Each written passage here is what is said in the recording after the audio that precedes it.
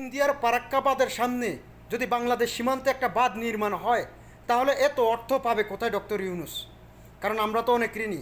Doctor Yunus সাহেব, আপনাকে বলতেছি, অর্থের কথা আপনি চিন্তা করবেন না। আপনি একটা অ্যাকাউন্ট খোলেন, আমরা প্রবাসীরা যা পারি ওই অ্যাকাউন্টে দেব।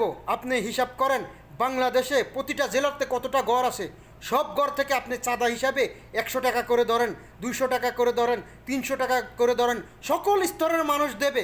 ডক্টর ইউনূস সাহেব, বাংলাদেশে যে মোবাইল কোম্পানিগুলো আছে এক সপ্তাহ তাদের যে এক সপ্তাহের মধ্যে তাদের যে পয়সাগুলো হয় ওই পয়সাগুলো আপনার আওতায় আনেন।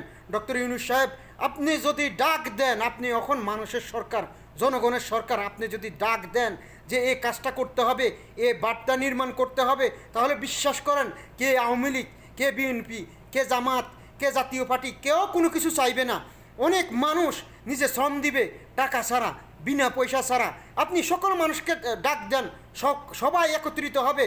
কারণ এই বার্তা আমাদের সবার সবচেয়ে আগে প্রয়োজন। এই বার্তা যদি করতে পারি আমার দেশ উন্নত হবে।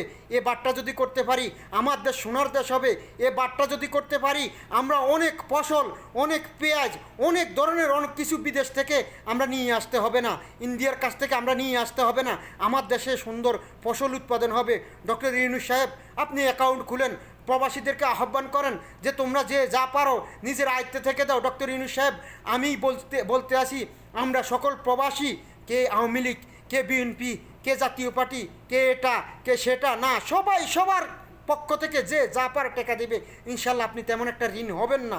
আর যদিও আপনি ঋণ হন, আমরা বলতেছি আমরা সকল প্রবাসীরা রেমিটেন্স দিয়ে ওই ঋণ পরিশোধ করব। ডক্টর ইউনূস সাহেব, যদি আপনি ইন্ডিয়ার ফারাক্কাবাদের সামনে বাংলাদেশ সীমান্তে একটা বাঁধ করতে পারেন, বিশ্বাস করেন বাংলাদেশের মানুষ শূন্য অক্ষরে আপনার নামটা লিখে রাখবে। আপনি হয়তো বাঁচেন আর মরেন, দেশে থাকেন আর না থাকেন, বাংলাদেশের মানুষ চিরকাল আপনাকে মনে রাখবে। কারণ এটা আমার দেশ বাঁচানো, এটা আমার দেশের মানুষকে বাঁচানো। আমরা প্রতি বছর ধ্বংস হয়ে যাই ইন্ডিয়ার কারণে। ইন্ডিয়া আমাদেরকে উঁচু হয়ে উঠতে দেয় না, ইন্ডিয়া আমাদেরকে খাড়া হয়ে উঠতে দেয় না। এই বার্তা দিয়ে আমাদেরকে প্রত্যেকটা বছর ধ্বংস করে দেয়। তাই ডক্টর ইউনূস সাহেব, আপনি এখন জনগণের মন্ত্রী, জনগণের প্রধানমন্ত্রী। আপনাকে বলতেছি ডক্টর ইউনূস সাহেব, আপনি বলেন সর্বস্তরের সমস্ত মানুষ, দেশের মানুষ, একটা রিক্সাওয়ালা মানুষ, একটা ফকির হইতে সবাই সাহায্য করবে, সবাই এর জন্য সাহায্য করবে, সবাই শ্রম দিবে।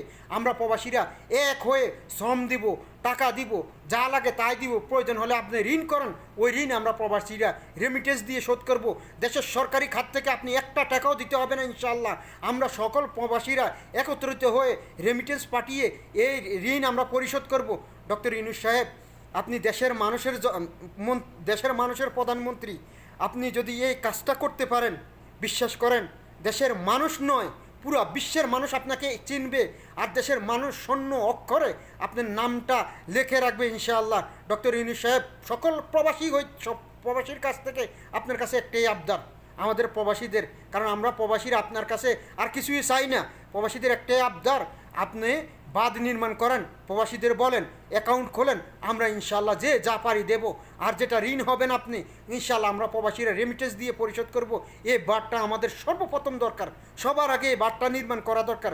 যদি এই বাঁধটা নির্মাণ করা হয়, আমার বাংলাদেশ বেঁচে যাবে, আমার বাংলাদেশ সোনার দেশ হবে, আমার বাংলাদেশ ফসলের দেশ হবে, আমার বাংলাদেশ মাছে ভাতের দেশ হবে। আমার কোনো কৃষক ভাই আর কান্না করতে হবে না, আমার কোনো ভাইকে আর পানির উপরে কবর দিতে হবে না, আমার কোনো ভাই আর পানির কারণে অসুস্থ হয়ে মরবে না। আমার দেশটা সোনায় সোনায় ভরে যাবে। ডক্টর ইউনূস সাহেব, আপনি দেশের একজন প্রধানমন্ত্রী। এখন আপনি কারো প্রধানমন্ত্রী না, দেশের জনগণের প্রধানমন্ত্রী। দেশের জনগণের কথা চিন্তা করে আপনি বাঁধটা নির্মাণ করার ব্যবস্থা করেন। সকল প্রবাসীদের কাছ থেকে এই একটাই আপনার কাছে দাবি।